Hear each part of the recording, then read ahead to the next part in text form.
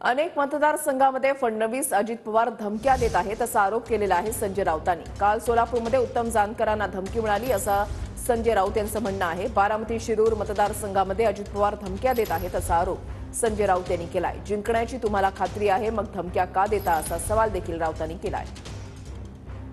जिंकण्याची एवढीच तुम्हाला खात्री असेल तर अनेक मतदारसंघात फडणवीस आणि अजित पवार धमक्या कोणाला देत आहेत? काल सोलापुरात उत्तम जानकरांच्या नावाने धमकी देण्यात आली। या बारामती शिरूर मतदारसंघामध्ये स्वतः अजित पवार धमक्या देत आहेत जाहीरपणे। व्यापारी उद्योजक त्या नोटिसा पाठवायच्या, मग सांगायचं माझं काम करायचं, माझ्या पत्नीचं काम करायचं, याचं काम करायचं, नाहीतर तुला 50 कोटी भरावे लागतील, दंड मारणार। मी बघून घेईन काय? तुम्ही काय बघून घेणार? 4 जूनला तुम्हाला जनता बघून घेते।